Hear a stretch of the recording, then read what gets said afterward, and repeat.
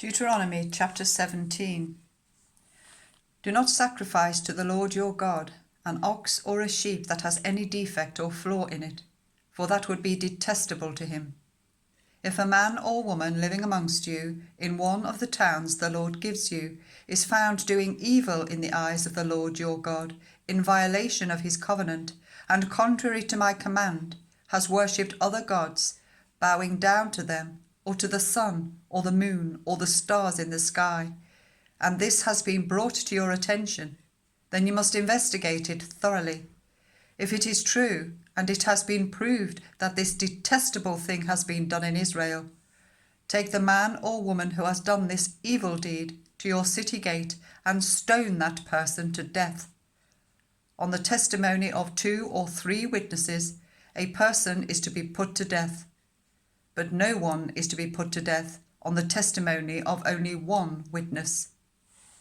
The hands of the witnesses must be the first in putting that person to death, and then the hands of all the people. You must purge the evil from among you. If cases come before your courts that are too difficult for you to judge, whether bloodshed, lawsuits, or assaults, take them to the place the Lord your God will choose. Go to the Levitical priests and to the judge who is in office at that time. Inquire of them, and they will give you the verdict. You must act according to the decisions they give you at the place the Lord will choose. Be careful to do everything they instruct you to do. Act according to whatever they teach you and the decisions they give you. Do not turn aside from what they tell you, to the right or to the left.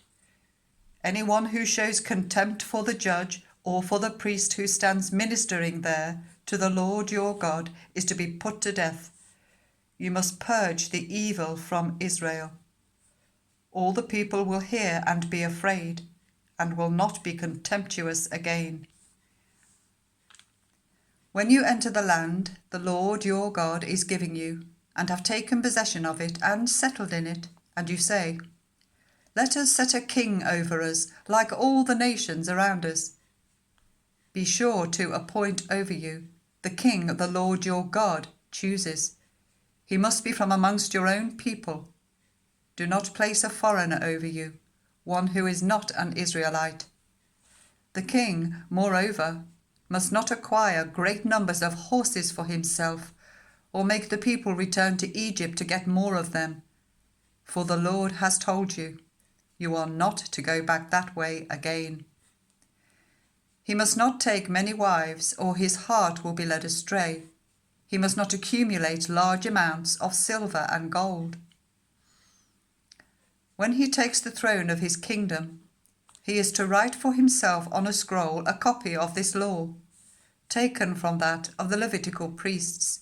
It is to be with him, and he is to read it all the days of his life, so that he may learn to revere the Lord his God, and follow carefully all the words of this law and these decrees, and not consider himself better than his fellow Israelites, and turn from the law to the right or to the left. Then he and his descendants will reign a long time over his kingdom in Israel.